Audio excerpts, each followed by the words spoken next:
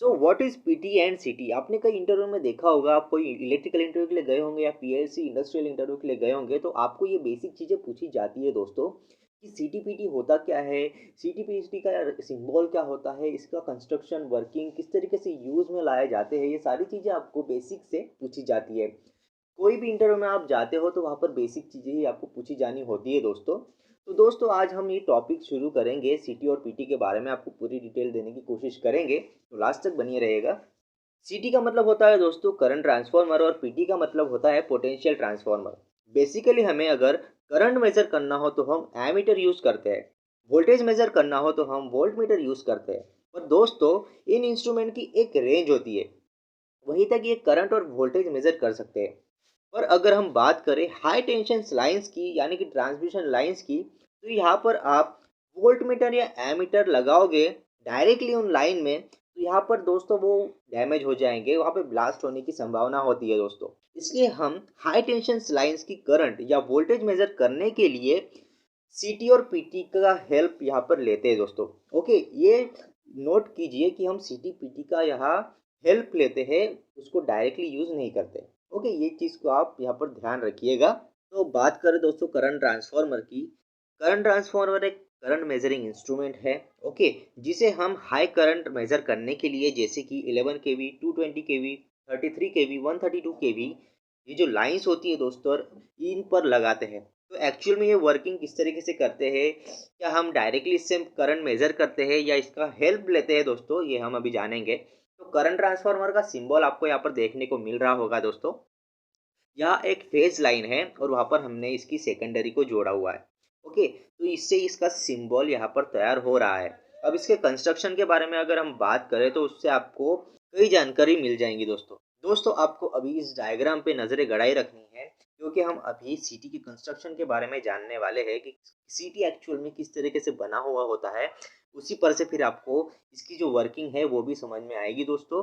उसके बाद हम जानेंगे इसके यूजेस के बारे में। तो आप यहाँ देख रहे होंगे, यहाँ एक न्यूट्रल लाइन जा रही है, साथ ही में एक फेज लाइन जा रही है। ओके, और यहाँ पर हमने एक कॉइल वाइंड वाउंड करी हुई है और उसी से दोस्तों हमने एमीटर कनेक्ट किया हुआ है और उसे एक अर्थिंग दिया हुआ है। दोस्तों जो हाई टेंशन लाइन में जो फेज वायर होती है उसे हम as a primary coil use करते हैं सीटी की, क्योंकि इस ट्रांसफार्मर में दोस्तों एक ही वाइंडिंग होती है जिसे हम as a secondary winding use कर रहे होते हैं। सीटी एक तरह का स्टेप अप ट्रांसफार्मर होता है जिसकी सेकेंडरी वाइंडिंग है ये ज़्यादा टर्न्स में होती है, जो कि वोल्टेज को स्टेप अप करने में मदद करती है। और जब वोल्टेज स्टेप अप होता है तो करंट गिरने लगता है दोस्तों, फिर हम करंट मेजर कर सकते हैं। अब यहाँ पर हम स्टेप अप और स्टेप डाउन की बात कर रहे हैं, तो यहाँ पर सवाल, जब आप इंटरव्यू में जाओगे तो आपको ये सवाल ज़रूर पूछा जाएगा कि आप सिटी के अंदर वोल्टेज को स्टेप अप करते हो या करंट को स्टेप डाउन करते हो करंट मेजर करने के लिए। तो इसका आंसर है दोस्तों कि हम वोल्टेज को स्टेप अप करते हैं। जब हम स्टेप अप और स्टेप डाउन की यहाँ बात कर रहे होते हैं तो हम वोल्टेज के बारे में बात कर रहे होते हैं दोस्तों। ये आपको नोट करना जरूर। दोस्तों आपने ये कहीं ना कहीं ज़रूर सुना होगा कि जो सीटी की सेकेंडरी वाइंडिंग होती है उसको हमें कभी ओपन नहीं रखना चाहिए, उससे कोई ना कोई लोड कनेक्ट करके रखना चाहिए, जो एमीटर होता है वो कनेक्ट करके रखना चाहिए, या फिर हमें उसे शॉर्ट कर देना चाहिए अगर हम वहाँ कोई लोड यूज़ नहीं कर रहे हैं दोस्तों। तो ऐसा क्यों होता है, तो इसका जवाब मैं आपको देना चाहूँगा कि दोस्तों वो ऑलरेडी हाई टेंशन लाइन होती है, इसमें ऑलरेडी हाई वोल्टेज फ्लो हो रहा होता है। और ऐसे में आप यहाँ पर सीटी जो कि एक करंट ट्रांसफार्मर है, जो कि एक स्टेप अप ट्रांसफार्मर है, यहाँ पर वोल्टेज को हम इससे और ज़्यादा बढ़ा देते हैं दोस्तों। हम ऑलरेडी 11 केवी या 132 केवी या उससे ज़्यादा वोल्टेज वाली लाइन पर यहाँ काम कर रहे होते हैं, और हमें सीटी को यहाँ पर लगा करके इसका जो वोल्टेज है और ज़्यादा बढ़ा देते हैं दोस्तों। तो यहाँ पर एक हजार्डस सिचुएशन आ जाती है, डेंजरस सिचुएशन आ जाती है। अगर हम इसको ओपन करके रखें तो यहाँ पर दोस्तों जो सीटी की जो वाइंडिंग है वो जलने की, यहाँ पर ब्लास्ट होने की संभावना होती है दोस्तों।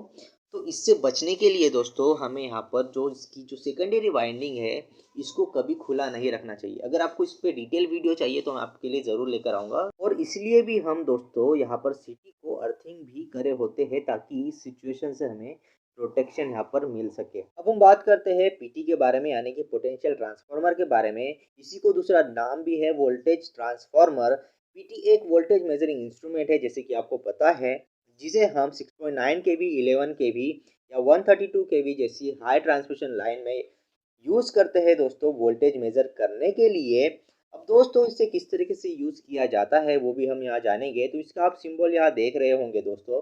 अगर इसके कंस्ट्रक्शन की बात करें तो कंस्ट्रक्शन की तरफ हम अगर बढ़ेंगे, करंट ट्रांसफार्मर में हमने देखा था लाइव लाइन की एक फेज लाइन को हमने एज अ प्राइमरी यूज़ किया था, पर इसमें ऐसा नहीं है दोस्तों। पीटी में हमने लाइव लाइन को और न्यूट्रल को लेकर इसका प्राइमरी वाइंडिंग बनाया है और इसकी सेकेंडरी वाइंडिंग के टर्न्स कम रखते हैं as compare to primary winding. इससे वोल्टेज को स्टेप डाउन करते हैं। अब यहाँ पर ध्यान देने वाली बात यह है दोस्तों, करंट ट्रांसफार्मर हम वोल्टेज को स्टेप अप करेंगे और पोटेंशियल ट्रांसफार्मर में वोल्टेज को स्टेप डाउन करेंगे, क्योंकि हमें इसमें वोल्टेज को मेज़र करना होता है और इसके पैरेलल में दोस्तों हमें वोल्ट मीटर लगाना पड़ता है ताकि हम वोल्टेज को मेज़र कर पाए। अब बात करते हैं पीटी को हम कहाँ यूज़ कर सकते हैं दोस्तों। तो सबस्टेशन में हाई ट्रांसमिशन लाइंस में मेजरिंग के लिए, मीटरिंग के लिए हम इसे यूज़ कर सकते हैं। प्रोटेक्शन यानी कि ओवर वोल्टेज और अंडर वोल्टेज का प्रोटेक्शन के लिए जो हाई वोल्टेज सबस्टेशन होते हैं, लाइंस होते हैं, वहाँ इक्विपमेंट को और लाइंस को प्रोटेक्ट करने के लिए ओवर वोल्टेज से, अंडर वोल्टेज से, वोल्टेज अनबैलेंसिंग से प्रोटेक्ट करने के लिए पीटी का उपयोग किया जाता है। जो पावर प्लांट होते हैं दोस्तों, वहाँ जनरेटर और लाइन जिसे हम ग्रिड कहते हैं, उसका सिंक्रोनाइजेशन करने के लिए हमें पीटी का यूज़ करना होता है, क्योंकि सिंक्रोनाइजेशन के वक्त हमें लाइन का, जनरेटर का वोल्टेज सिंक्रोनाइज करना होता है और साथ ही में कंट्रोल पर्पस के लिए और आइसोलेशन पर्पस के लिए भी पीटी का इस्तेमाल किया जाता है दोस्तों। तो ऐसी मज़ेदार वीडियोस दोस्तों आपको इस चैनल पर मिलते रहेगी, तो हमारे साथ बने रहिएगा। चैनल को सब्सक्राइब कर दीजिएगा, पास वाले बेल आइकॉन को प्रेस कर दीजिएगा और वीडियो अच्छा लगा हो तो ज़रूर लाइक करिए और कमेंट करके बताइए आपको अगली वीडियो किस टॉपिक पर